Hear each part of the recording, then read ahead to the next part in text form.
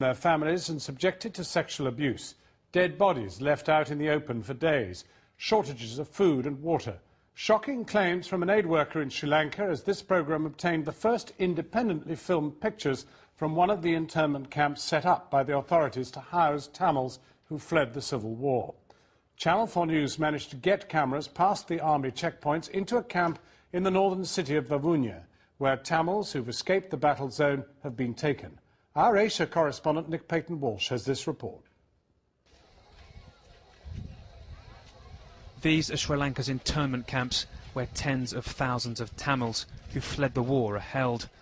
As a journalist, you can't come here unless the army guides you around.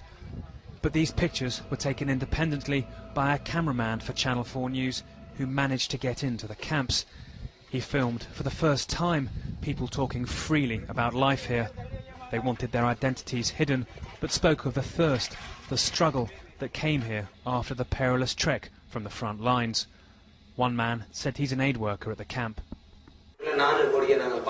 Personally, I saw 4 dead bodies inside the camp, 3 women and a man. Worms came out of the mouth of one. It must have been there for 3 to 4 days. People just live with the dead bodies without doing anything. Some children were close to one. They didn't know that it was dead.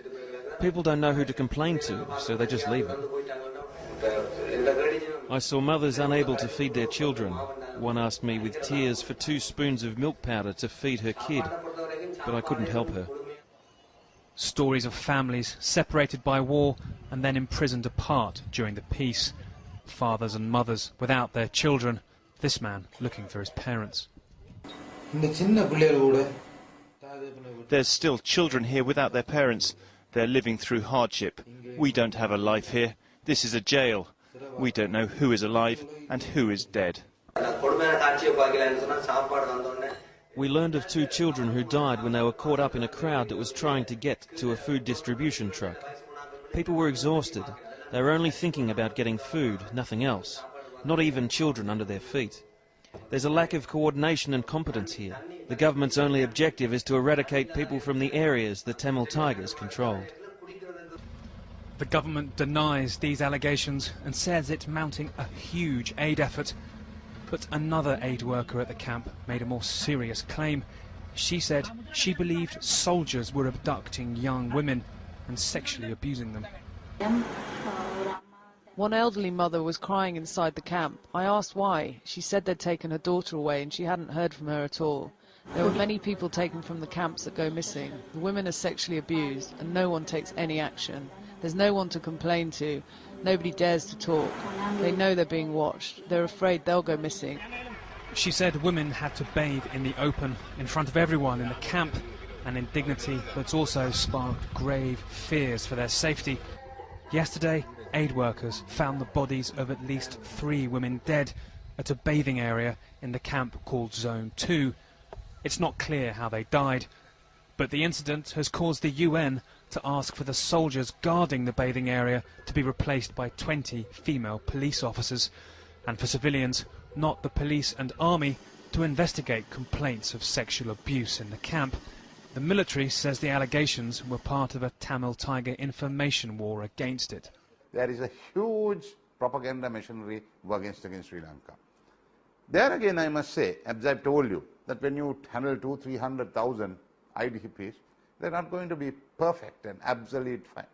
I mean, I'd be a great lie if I say so. So if your soldiers are abusing people or responsible for disappearances, they should be punished? Definitely. We will take course of action, legal course of action, and then they'll be punished because our forces, we know that they're one of the most disciplined forces. That's not something human rights groups would agree with. There are paramilitary and military forces active in and around the camps with a history of basically disappearing people. So people are extremely vulnerable and not getting the help that they need. The UN has asked the camp's authorities to investigate some of these allegations and would prefer civilians to be in charge of the camp. But the army remains the dominant force there, and aid agencies have found themselves assisting a program of internment that one aid worker has told us the government's saying could last for 3 years. Nick Paton-Walsh, Channel 4 News, Colombo. Well, the Sri Lankan High Commissioner Nihal Jayasinghe is in West London. High Commissioner, at the very least, there is a climate of fear in these camps. Is there? I am unable to comment because I know nothing about this. I have not heard anything about any exercise by the Sri Lankan army.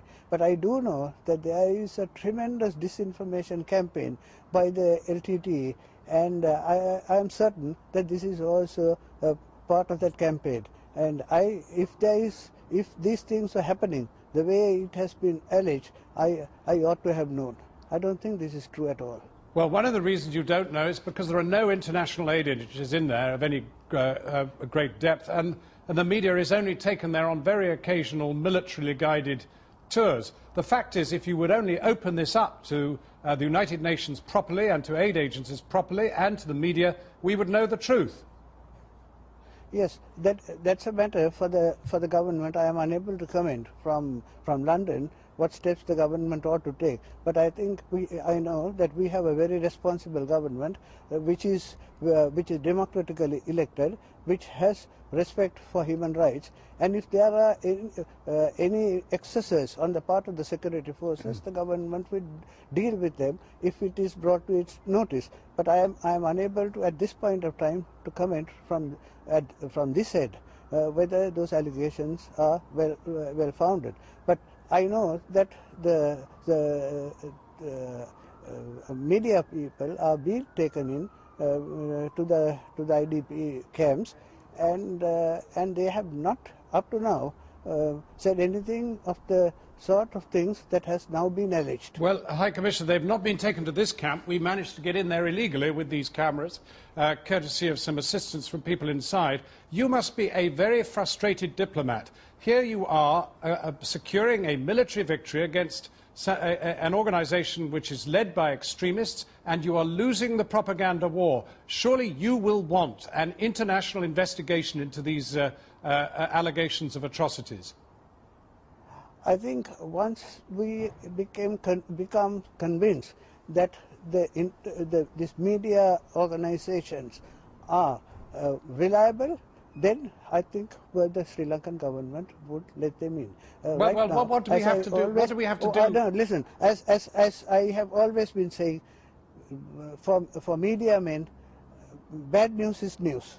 So they thrive on bad news. So I want the media men to act more responsibly, and I don't think my government is satisfied that there is that degree of responsibility manifested by High Commissioner, your government has decided the New York Times, the BBC, Channel 4 News, all these people are unfit to report your conflict. Yet you are saying you have the good news, the good news of winning this military battle against these Tamil extremists, and you won't let them in there. Who are you to judge who's good and bad? We will let them in once we are satisfied that the conditions are conducive for public view.